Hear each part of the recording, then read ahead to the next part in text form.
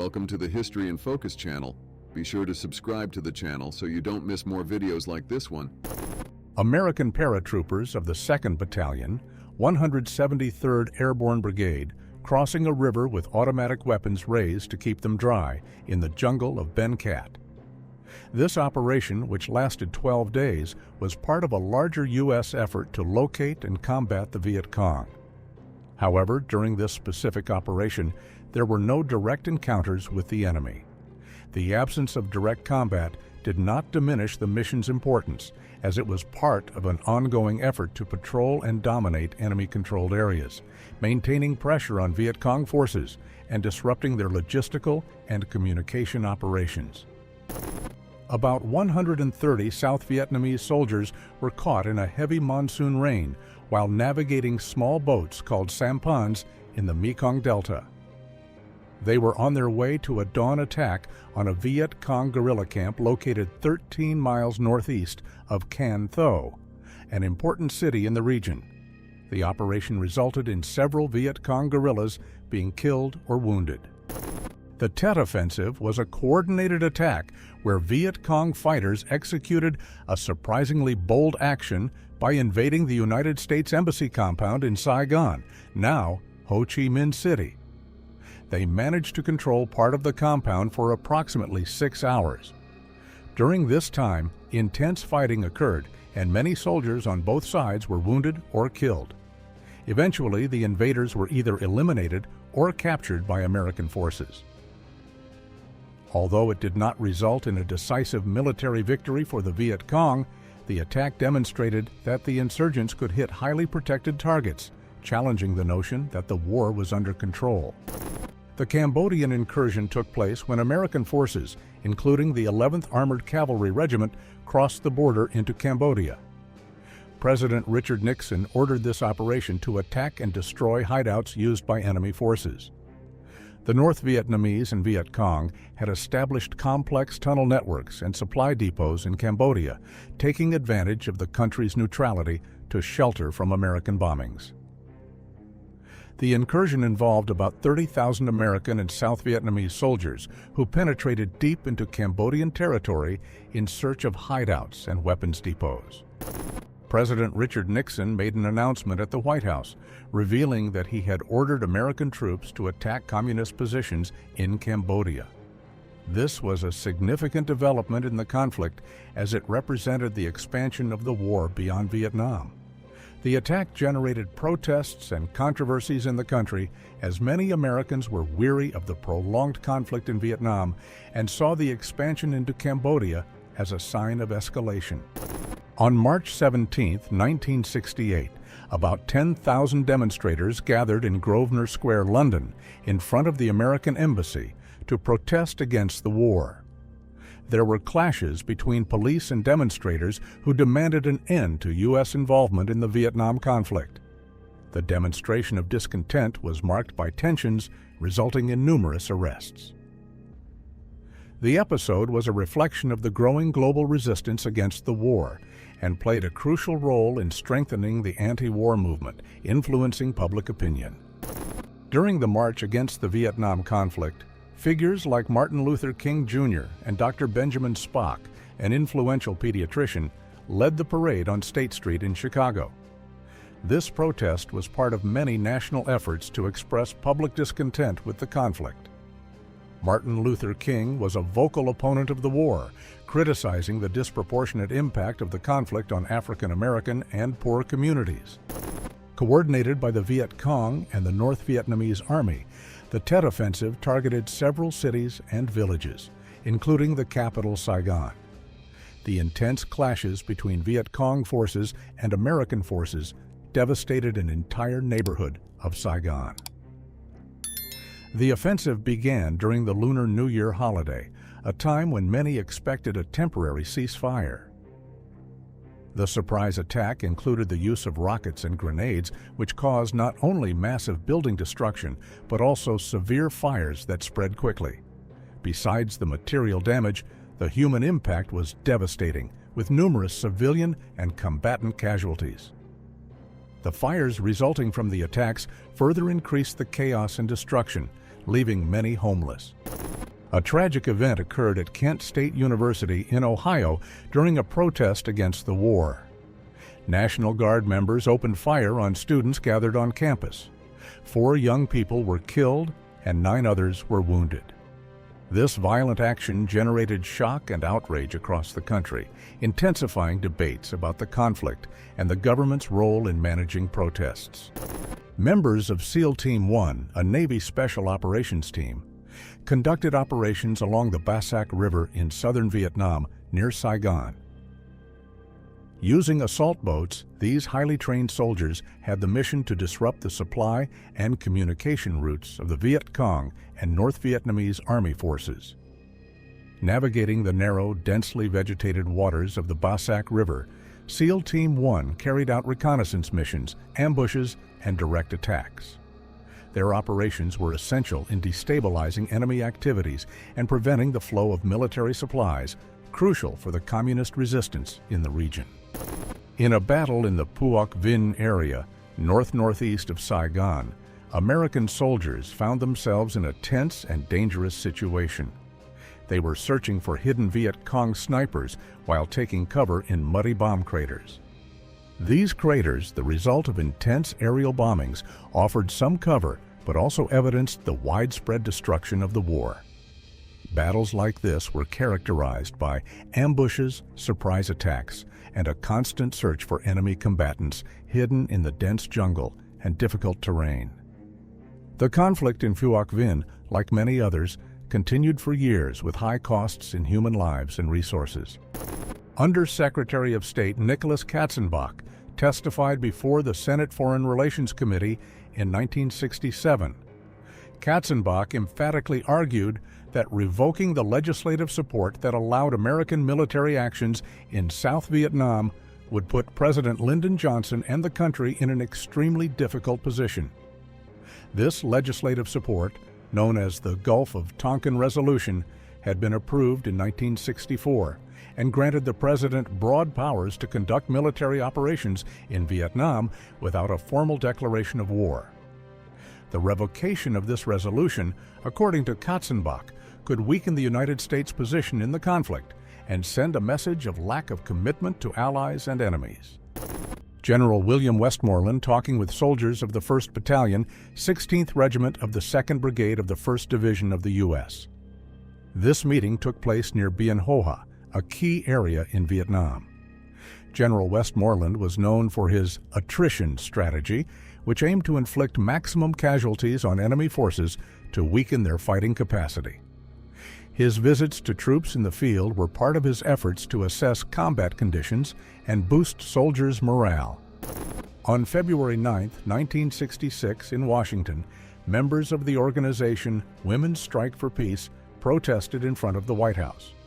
They demonstrated against the increased U.S. involvement in the war. The participants, who came mainly from East Coast cities, used symbols such as white paper doves and black helium balloons bearing the message, "Stop the killing." Pacifist movements and growing public opposition to the war influenced public opinion and increased pressure on the government to reduce military involvement. The Red River Delta, located in northern Vietnam, was the scene of intense conflicts in 1954 during the First Indochina War. Young guerrillas, equipped with grenades strapped to their belts, prepared to face Viet Minh forces fighting for the country's independence from French control. This confrontation was part of a larger event known as the Battle of Dien Bien Phu, culminating in the defeat of French colonial forces and contributing to the end of French rule in the region. The impact was profound, leading to the division of Vietnam into North and South and setting the stage for future conflicts in the area. French paratroopers were sent to defend the fort at Dien Bien Phu, but the favorable position of the Viet Minh, led by General Vo Nguyen Giap, and their guerrilla tactics resulted in a Vietnamese victory after an intense siege that lasted from March to May 1954. The battle was decisive in the fight for Vietnam's independence. The French, believing they could control the region and cut Viet Minh supply lines, established a fortress in a valley surrounded by hills. However, the Viet Minh encircled the fortress with heavy artillery strategically placed in the surrounding hills, allowing continuous and precise attacks on French positions. Despite fierce resistance and reinforcement efforts by the French paratroopers, Viet Minh forces managed to encircle and isolate the French garrison, eventually forcing it to surrender on May 7, 1954. The Palais des Nations in Geneva, Switzerland, was the scene of the signing of the Indochina truce agreements. These agreements ended intense conflicts in Indochina, involving France, Vietnam, Cambodia, and Laos, after years of war. Leaders and delegations from these nations, including the Soviet Union and the United States, gathered on this historic day. The agreements helped establish temporary peace in the region, facilitating future negotiations for the independence of countries like Vietnam, Cambodia, and Laos. The photograph is of General Vo Nguyen Giap, the military leader of the Viet Minh during the First Indochina War. He was one of Vietnam's most prominent military leaders, known for his innovative strategies and effectiveness in combat. Giap played a crucial role in the fight against French colonial forces during the First Indochina War. Under his leadership, the Viet Minh, the United Front of Vietnamese Resistance, conducted a series of successful campaigns culminating in the decisive Battle of Dien Bien Phu. On November 13, 1960, South Vietnam's President Ngo Dinh Diem made his first public appearance after a failed coup. The event took place on the balcony of the presidential palace in Saigon, where he waved to a crowd gathered in front of the palace. Despite the coup attempt, he remained in power for another 3 years until he was assassinated in 1963. On May 1, 1960, the United States U-2 spy plane, piloted by Francis Gary Powers, was shot down while flying over Soviet territory.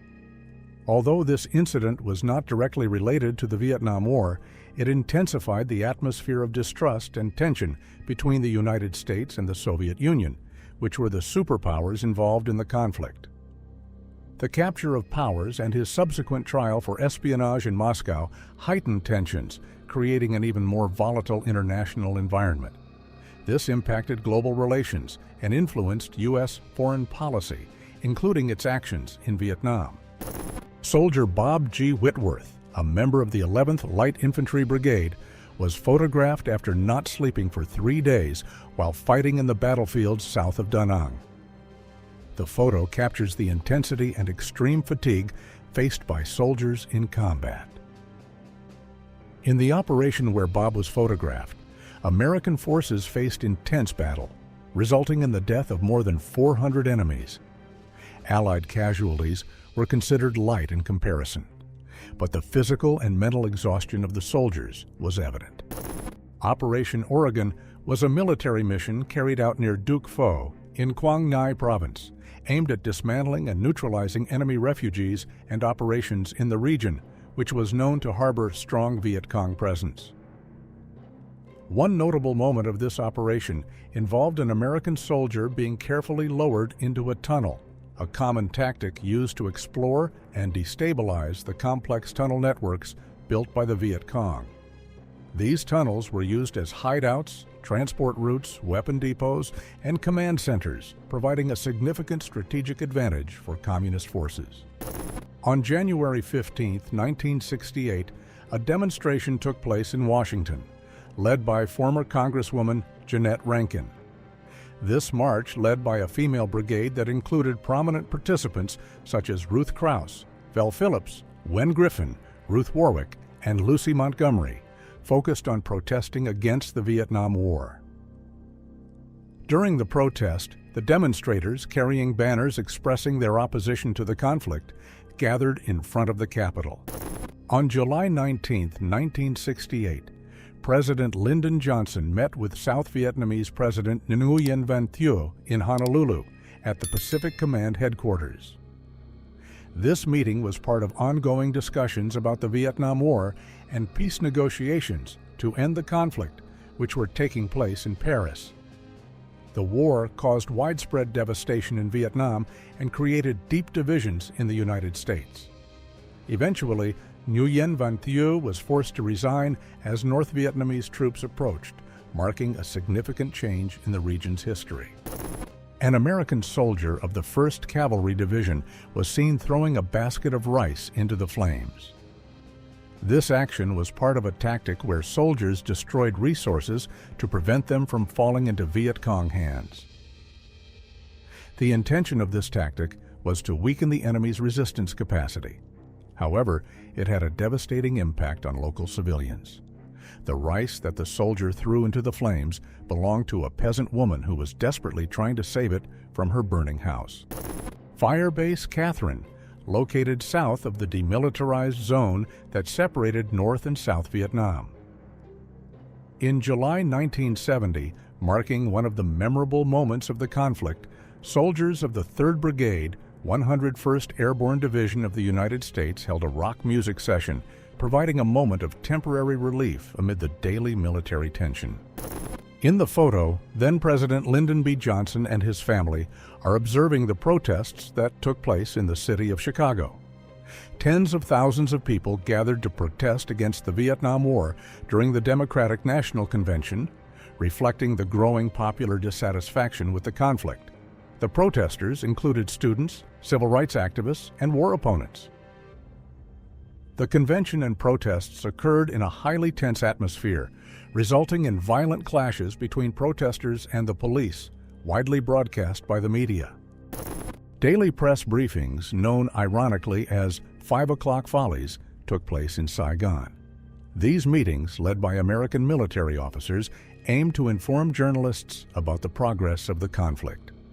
However, these briefings became known for the inaccuracy of the information provided, leading to criticism and skepticism from the media. Seymour Topping of the New York Times and Malcolm Brown of the Associated Press were among the journalists who attended these meetings. Sunlight filtered through the dense vegetation around the city of Binh Gia, where South Vietnamese troops, accompanied by U.S. advisors, rested after a tense night of waiting in an ambush position for a Viet Cong attack that did not happen. The area around Binh Gia was a point of Viet Cong activity, making it a strategic location for ambushes and military operations. The previous night had been marked by tension and constant vigilance, with the troops ready to respond to any enemy movement. At the White House, Secretary of State Henry Kissinger was congratulated by President Richard Nixon for being one of the winners of the 1973 Nobel Peace Prize. He and North Vietnamese diplomat Le Duc Tho were jointly awarded for their efforts in negotiating an agreement to try to end the Vietnam War. Although the war only ended years later, Kissinger and Tho's peace efforts were internationally recognized through this award. On December 28, 1971, American veterans who fought in Vietnam held a symbolic protest at the Statue of Liberty. This group, known as Vietnam Veterans Against the War, occupied the site for 40 hours to express their opposition to the continuation of the conflict, especially against the increase in U.S. bombings. They raised clenched fists, a gesture of resistance and solidarity at the end of the occupation, showing their discontent with the war. The Pentagon Papers, revealed by the New York Times in 1971, detailed the government's secret strategies during the war. These documents were exposed by Daniel Ellsberg, a former military analyst, and published in a series of articles that generated significant debate over ethics and press freedom. The publication led to a legal dispute that reached the Supreme Court, and in 1972, the Times won the Pulitzer Prize for Public Service for this coverage. This revelation not only raised questions about governmental powers, but also strengthened the public's right to information. At Travis Air Force Base in Fairfield, California, an emotional reunion took place. Lieutenant Colonel Robert L. Sturm, who had been held as a prisoner of war, returned home. He was one of many prisoners of war who endured years of captivity and torture in harsh conditions before being finally released. The negotiations that led to the signing of the Paris Peace Accords in 1973 included the release of American prisoners, part of the reconciliation process. a large anti-war demonstration took place in Washington in front of the Lincoln Memorial. This event brought together thousands of people who opposed the conflict and demanded an end to military involvement in Vietnam. The demonstrators from all parts of the country carried signs and banners with messages of peace and anti-war slogans. And the demonstration included speeches by peace movement leaders, civil rights activists, war veterans, students, and other concerned citizens. Hamburger Hill was the name given to a fierce battle that took place in the A Shau Mountains near the border with Laos. Between May 10th and May 20th, 1969, United States and South Vietnamese forces faced the North Vietnamese Army. This fight was marked by its extreme difficulty and high number of casualties. American military faced severe challenges in capturing the heavily fortified hill. Despite the victory, controversy arose due to the high number of casualties compared to the questionable strategic value of the hill. General Creighton Abrams played a crucial role during the war by leading the Military Assistance Command, Vietnam, MMACV. The MACV was responsible for coordinating U.S. military and strategic support for the South Vietnamese government and armed forces. Creighton Abrams took command of the MACV in 1968, succeeding General William Westmoreland. Under his leadership, the strategic approach in Vietnam underwent significant adjustments. Abrams focused on implementing the policy of Vietnamization and a more integrated strategy, combining military operations with efforts to improve local security and gain civilian support. Women and children often found themselves in extremely dangerous situations, seeking shelter during attacks.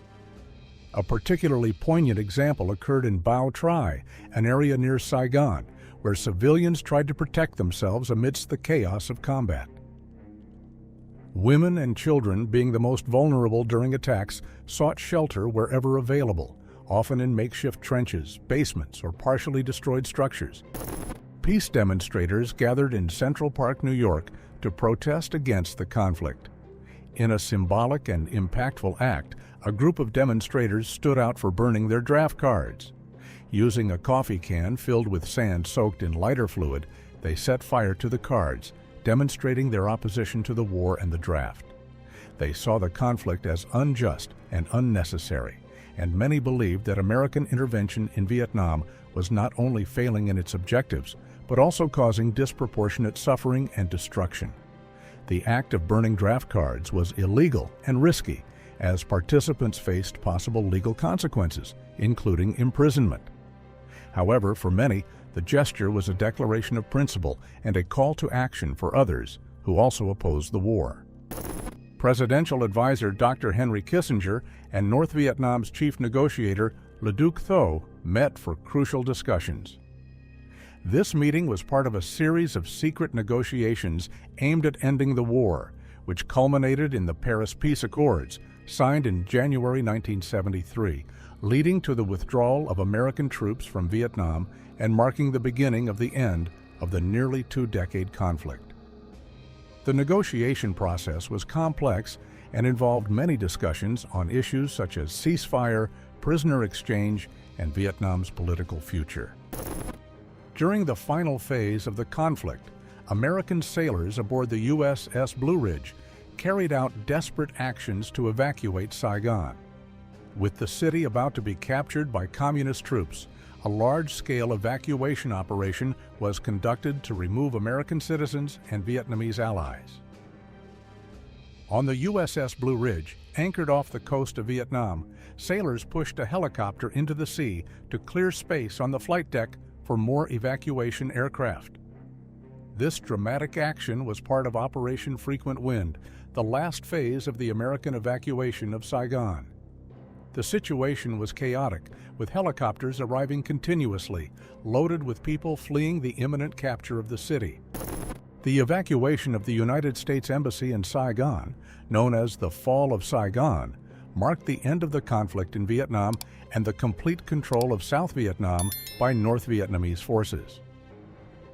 During the evacuation, the embassy's helicopter zone became the critical point where American helicopters conducted a frantic operation to evacuate military and diplomatic personnel as well as many Vietnamese civilians at risk.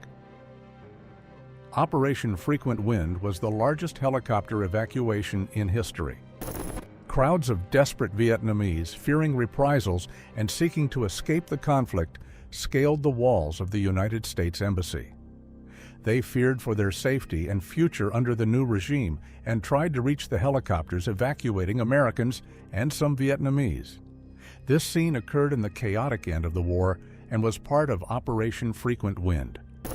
On April 30, 1975, the presidential palace was taken by a North Vietnamese tank, symbolizing the end of the Long War and the Communist North's victory over the South.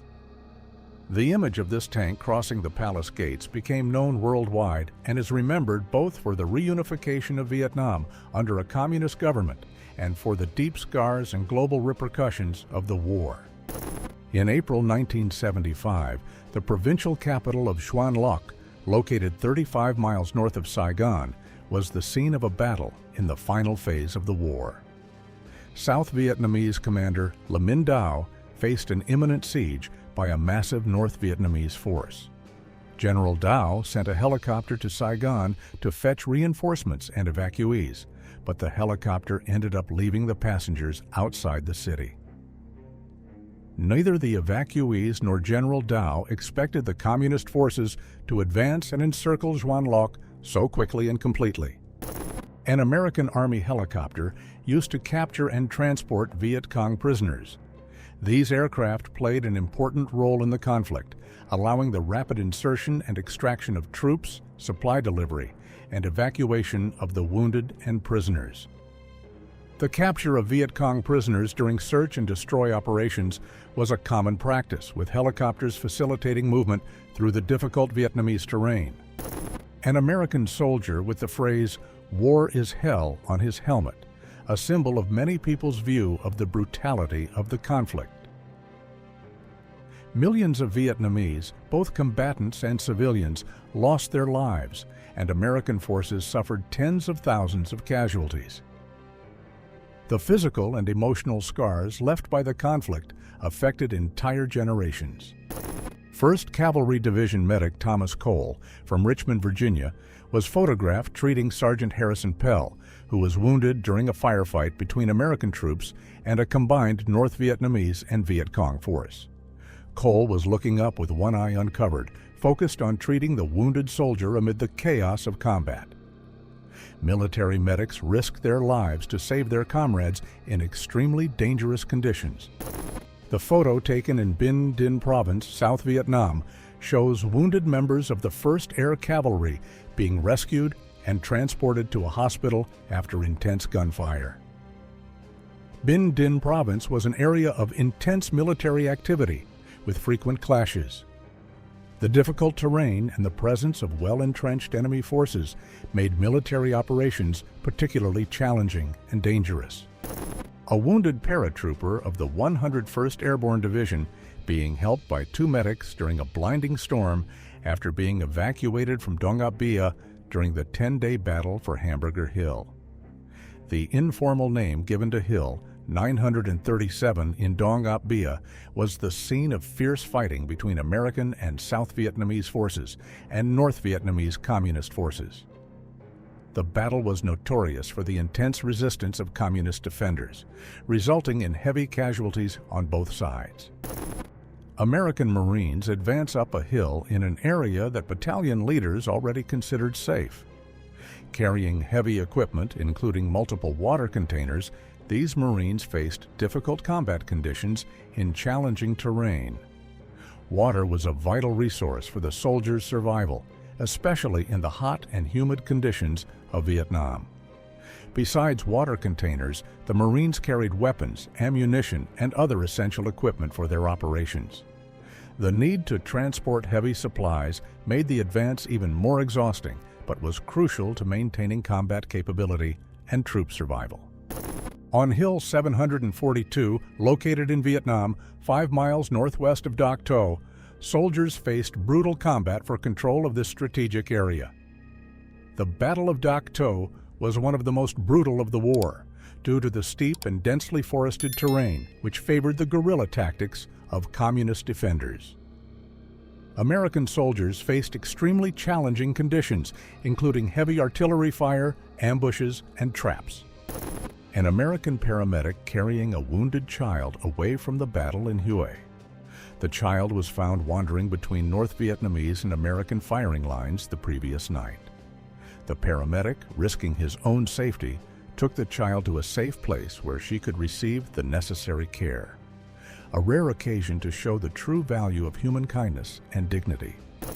During the Vietnam War, U.S. Secretary of Defense Melvin R. Laird visited South Vietnam, accompanied by General Creighton W. Abrams, commander of U.S. forces in the region, and American Ambassador Ellsworth Bunker. During this visit, Laird commented on the ongoing communist offensive, describing it as a deliberate increase in conflicts. Laird noted that although there was a cessation of rocket attacks on Saigon, this pause had no great strategic significance. He emphasized that the temporary absence of attacks did not indicate a decrease in the intensity of the conflict, but rather a change in enemy tactics. The presence of Laird, Abrams, and Bunker in South Vietnam underscored the complexity of the Vietnamese conflict and the need for coordination between military and diplomatic efforts.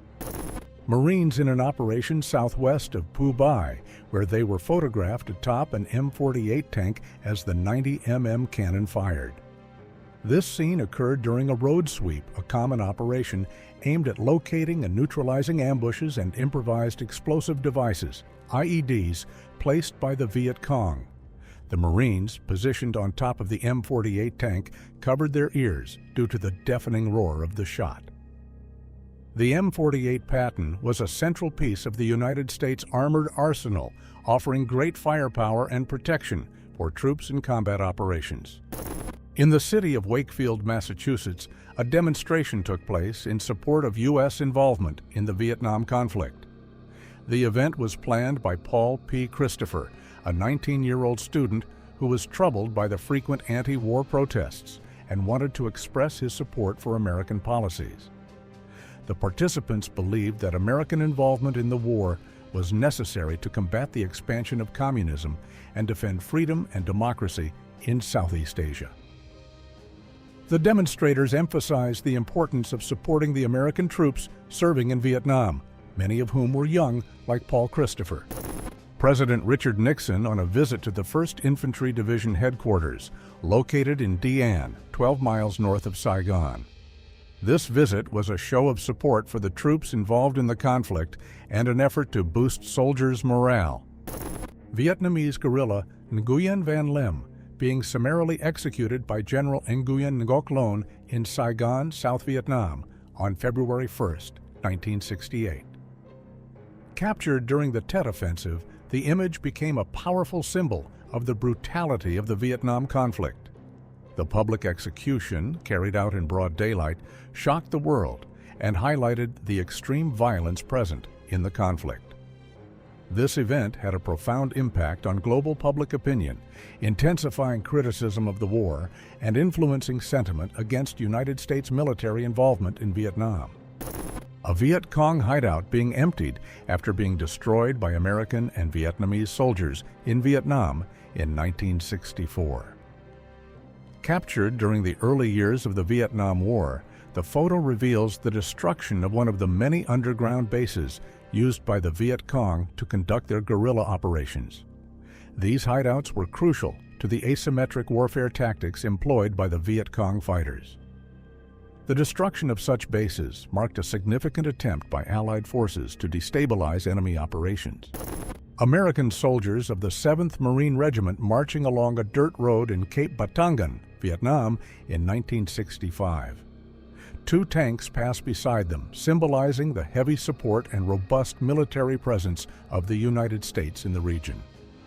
Captured during the escalation of the Vietnam War, the image shows the constant movement and mobilization of troops in ground operations.